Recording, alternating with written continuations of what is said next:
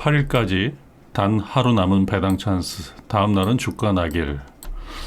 주가 낙일이라는 게 있고 배당일이라고 있고 주식 초보자분들은 잘 모르실 수 있기 때문에 그 이야기를 먼저 드려볼게요. 우선적으로 배당일이 있고요. 배당 낙일이 있고 최종 거래일, 내년 거래일 이렇게 있어요. 이 배당이라는 것은 국내 주식 같은 경우는 D+2일 결제예요. 그러니까 원래 당일 청산하면 그 돈이 당일 끝나고 들어온다라고 하면 정산 금액이 다음날 들어온다라고 하면 전혀 문제가 없죠.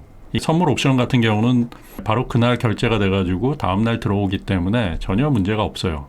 그런데 주식을 보유를 하고 팔았다고 해서 바로 들어오는 게 아니라 D+2일 거래일 기준으로 해서 금요일 날 만약에 주식을 팔았다라고 하면 화요일 날 그 돈이 입금이 되고요. 월요일과 화요일 해서 D+2일 날 입금이 되고, 이 D+2일이라는 것은 증권사 입장에서는 굉장히 좋지만 투자자 입장에서는 불합리한 제도가 아닌가라는 부분들이 과거부터 10년 전부터 이야기가 됐는데 바꿔야 될 부분이다라고 볼 수 있고요. 그날 팔았으면 다음날 그냥 입금하면 돼요. 근데 그거를 이틀간 보유를 해가지고 공매도라든지 기관이나 외국인들 입장에서는 그걸 가지고서 상당한 정보를 얻을 수 있는 부분들도 분명히 있어요. 배당일이 28일이다라고 했을 때 올해 최종 거래일이 30일이에요. 올해 31일은 휴일이고요. 그리고 내년 거래일이 1월 4일 날 시작이 돼요. 1월 4일 10시에 시작이 됩니다. 1시간 늦춰져가지고 10시에 시작이 되는데 배당 28일 날 만약에 주식을 보유한다라고 하면 종가까지 시간의 단일가 6시까지 보유를 했다라고 하면 D+2일 결제이기 때문에 29, 30일까지 보유를 한 걸로 해서 올해 주식을 보유했다라고 이 사람은 인정이 돼요. 그렇기 때문에 여기에 대해서 배당을 받을 수 있어요. 단 문제가 되는 거는 여기서 뭐가 있냐면 배당은 받을 수 있지만 양도소득세, 종목당 10억 이상의 주식을 보유했을 때 대주주로서 양도소득세를 내는 기준 역시도 이 배당일 기준으로 보셔야 돼요. 그렇기 때문에 28일 날 주식이 쏟아져 나올 수도 있어요. 중소형주 같은 경우 10억 이상을 보유를 했던 분들은 그것을 일정 부분 팔아버리고 15억을 가지고 있다라고 하면 양도소득세 대상이기 때문에 5억 이상을 던질 수 있겠죠. 이러한 부분들을 조심하셔야 되고, 배당일 기준으로 28일 월요일 기준으로 배당도 받을 수 있지만 대주주의 양도소득세 대상이다라는 말씀 분명히 드리고요. 그러니까 월요일은 좀 지켜봐야 된다라는 말씀을 드려요. 그렇게 해가지고 국내는 D+2일 결제, 그러니까 28일 보유를 하면 30일에 결제가 들어가기 때문에 양도소득세 대상자, 그러니까 대주주 대상자도 결정이 되는 거예요. 28일은 어떻게 보면은 양날의 검이죠. 대주주가 되는 입장에서는 주식을 팔려고 할 거고, 배당을 받고자 하는 입장에서는 주식을 사려고 할 거고, 그리고 그 다음날 배당 낙일이라는 게 있어요. 29일은 배당 낙일인데 이게 낙자가 떨어질 낙이에요. 배당에서 떨어진다. 그렇게 해가지고 29일 주식을 사면 전혀 배당을 못 받죠. 왜 그런 2일 결제이기 때문에 이거 올해 샀다라고 해도 2일이면 하루 이틀 1월 4일 결제가 들어가는 거예요. 여러분들이 주식을 샀을 때 한국거래소에서 그걸 판단을 하는데 1월 4일로 모든 결제가 들어가기 때문에 내년으로 넘어가기 때문에 배당을 받지 못하는 날, 그리고 배당 다음 날이라고 해서 배당 낙일. 그래서 28일 날 배당으로 인해 가지고 가지고 있는 주식이 갑자기 이게 S5일이라든지 이런 거는 한 3%가 넘는 배당을 줘요. 그러면 시가에 그 정도 빠져서 시작할 수 있다라고 볼 수 있습니다. 그렇기 때문에 이 주가가 어떻게 될지는 그때그때 달라요. 배당 낙일날 폭락하는 날도 있고요. 또 유동성이 괜찮다라고 했을 때는 배당 낙일 폭등을 하는 경우도 발생할 수 있어요. 그리고 최종 거래일은 30일, 올해의 최종 거래일이에요. 30일 날 만약에 주식을 샀다라고 하면 1월 4일과 1월 5일 날 결제가 들어가는 거죠. 그러니까 주식을 팔았다라고 해도 돈이 증권 계좌에 1월 5일 날, 그러니까 거래일 기준으로 1월 4, 1월 5일 해서 그렇게 들어간다. 그러니까 우리나라는 D+2일 결제, 이 주식 초보자분들이 좀 헷갈릴 수 있는 게 D+2일 결제고, 올해까지 보유를 한다라고 했을 때는 28일 날 마지막까지 보유를 해야 배당을 받을 수 있다. 이것은 미국 8대 지수인데요. 미국 다우지수, S&P 나스닥 크리스마스 일로 휴장이었고요. 전일 지수다라고 볼 수 있고요.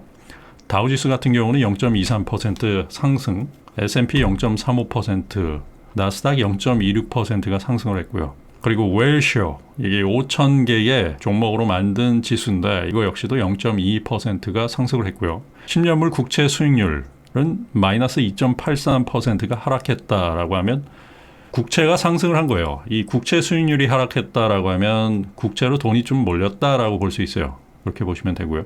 그 다음에 US 달러는 0.08% 상승, 즉 그냥 큰 움직임이 없었다라고 보는데 그러니까 달러와 약세, 신흥국 통화 강세 현재 상황이기 때문에 거기서 그냥 꾸물꾸물 움직이지 않고 있다라고 볼 수 있어요.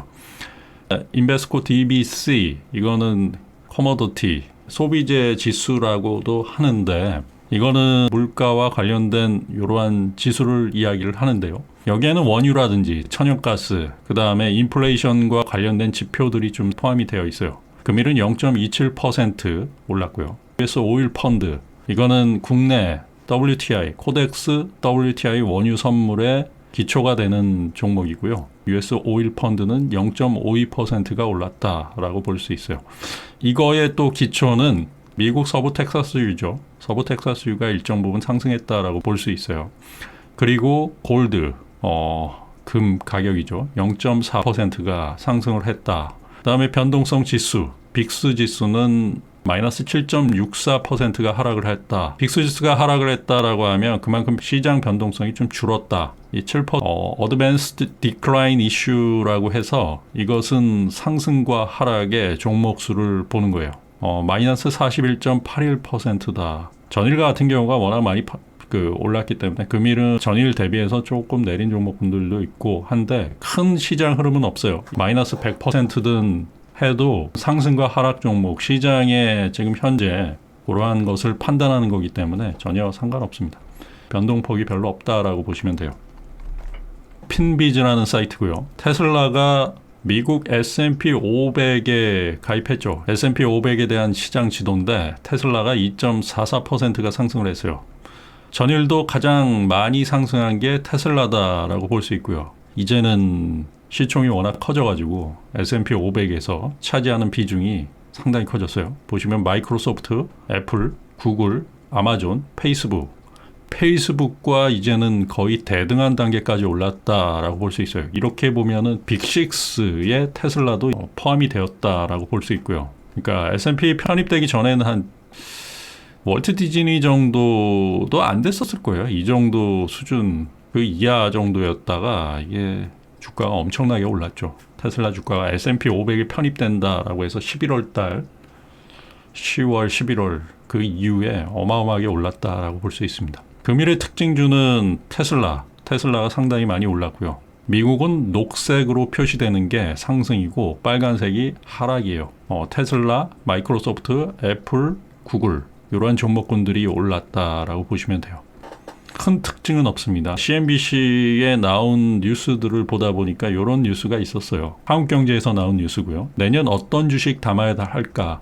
JP모건 전략가는 이렇게 답했다. 데이비드 레보비츠 JP모건 미국 주식 전략가가 2021년에는 경기 순환주와 소형주에 주목해야 된다. 저도 여기에 비슷한 부분들을 이야기를 하는데요. 내년 초부터는 중소형주 장세가 상당히 나타날 수 있지 않나라는 이야기를 드려요.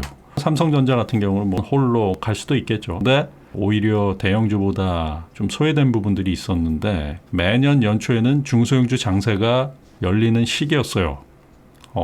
과거 10년 정도를 계속 들여다보면 중소형 장세가 열리는 시기. 그 이유는 뭐냐면 대주주라는 권한에서 연말에 대주주들이 좀 많이 팔아요.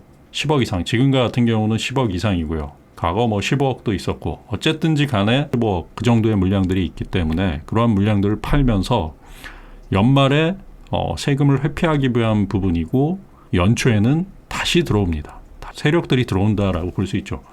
그랬을 때 가장 좋은 게 중소형주들 소액으로도 크게 올릴 수 있는 수익률 게임이 진행된다라고 했을 때는 중소형주 장세가 거기에 혜택을 받기 때문에 미국의 JP모건 미국 전략가가 이야기한 부분과 일맥상통한 부분들이 좀 있어요. 미국 역시도 중소형주 장세가 지속된다라고 하면 국내 같은 경우는 상당히 지속될 수 있어요. 오히려 더 탄력을 받고 그쪽으로 돈이 유동성이 집중될 수 있기 때문에 그렇기 때문에 내년 1월부터 좀 주의 깊게 보시라라는 말씀을 드리고요. 여기서 레보비츠 전략가는 2020년에 대해 올해 주식시장이죠. 미국 주식시장에서 기록적인 해였다라고 회상하고 1분기 최고점에서 34% 빠졌다가 사상 최고 속도로 반등해 올 하반기 최고치를 갱신했다. 11월 말까지 지난해보다 S&P 500이 14%가 상승을 했다라는 기록적인 2020년도는 역사에 남을 기록적인 주식 상승의 해였다라는 이야기를 하는 거고요. 국내 뉴스를 보면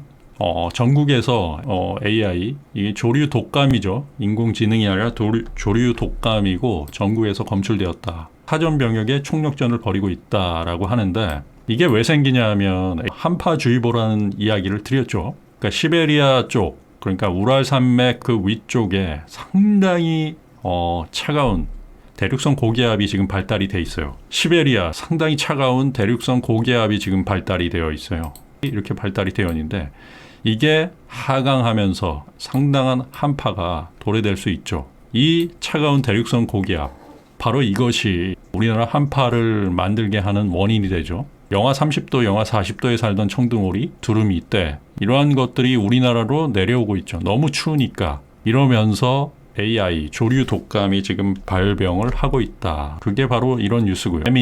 배달의 민족 관련해가지고 이러한 뉴스가 있고요. 주식시장과 큰 상관이 없는 뉴스고요. 전국 휘발유 가격 판매 가격이 1,400원을 넘어섰다. 그러니까 크루드 오일이 $50 가까이 오르면서 지금 한 $48 수준, 서부 텍사스유 기준으로 $48 수준으로 $50도 돌파할 수 있다라고 해서 가장 먼저 움직이는 게 바로 휘발유 가격이다. 그 다음에 한국은행이 통화정책 완화 기조를 유지한다. 금리 동결을 계속하고 있고요. 0.5%의 금리죠. 연금리가 0.5% 기준금리예요. 통화 완화라는 거는 금리 인상을 할 계획이 없고 코로나발 전염병으로 인해서 상황이 별로 안 좋기 때문에 통화정책 완화 기조를 계속적으로 유지하겠다라는 거죠. 저금리 기조가 일정 부분은 유지된다라고 볼 수 있고요. 그 다음에 2030년까지 전기 요금이 10% 정도 인상될 것이다. 이러한 부분들을 계속 이야기를 하는데 보시면 전기 요금 인상하는 이유는 원자력을 가동을 하지 않기 때문에 전기요금이 인상이 되는 거죠. 정부 정책이 다른 부분으로 계속적으로 한다라고 하지만 대한민국에서는 가장 핵심적인 앞으로 30년간을 이끌 이러한 원자력 기술 이러한 부분들이 지금 소외되고 있는 부분이에요. 이거는 우리나라가 전 세계 1위 경쟁 산업이었고 중동 그리고 전 세계 수출할 수 있는 그러한 기술력을 보유를 했는데 좀 안타까운 부분들이 있어요.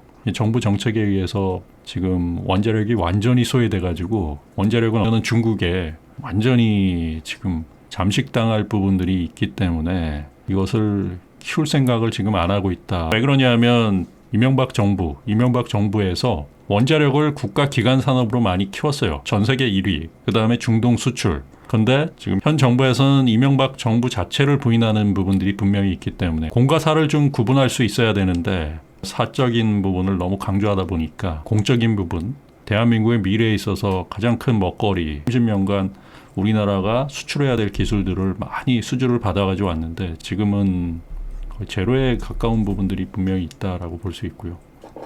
상당히 정체되고 있다. 한번 정체되면 전 세계에서 따라잡히는 거예요. 4년간 지금 정체된 부분들이 분명히 있기 때문에 세계 1위에서 그 격차가 많이 줄어들 수밖에 없다라고 볼 수 있고요. 어떻게 보면 따라잡혔을 수도 있어요. 이 정부에서 공과 사를 구분하는 부분이 필요하다라는 말씀을 드리고요. 이것은 국내 시장 지도고 여기 코스피 200을 보시면은 정보통신, 경기소비재, 헬스케어, 에너지화학, 생활소비재 분류가 되어 있는데 삼성전자가 있고요. 삼성전자가 K200에서 차지하는 비중이 상당히 크죠. 그 다음 SK하이닉스, 그 다음에 삼성 SDI. 즉 올해 같은 경우는 삼성전자 위주로 시장이 움직였다. 삼성전자의 차트를 보시면 연초에 57,000원 그 정도 수준, 지금 77,800원까지 올라와 있다.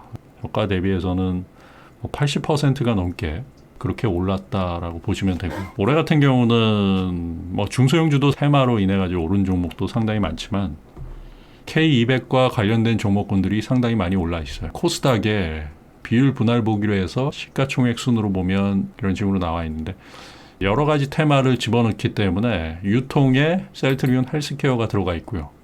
코스닥의 비중이 가장 크고 그 다음에 제약에 또 셀트리온 제약이 들어가 있다. 그렇지만 여기 보면 뭐 펄 어비스라든지 소프트웨어 쪽에 들어가도 있고 디지털 콘텐츠에도 펄 어비스가 들어가 있고 뭐 여러 가지가 뒤죽복각된 부분들 테마 쪽으로 이걸 분류를 했기 때문에 이게 과거 한 10년 정도 전에 분류 방식인데 바뀌지 않고 있어요. 이 정확하게 바꿔야 되는데 업종 지수다라고 해서 업종에 따라서 이렇게 분류를 하는 부분들이기 때문에 이제는 이거를 바꿔야 되지 않을까라고 보는데 예, 저쪽에도 들어와 있고 테마별로 분류된 부분이기 때문에 여러 군데 많이 포함되어 있다. 셀트리온 헬스케어 올해 초에 5만 원에서 시작해서 지금 16만 8천 원, 한 3배가 넘게 올랐죠. 11월부터 오른 게 상당히 많이 올랐죠.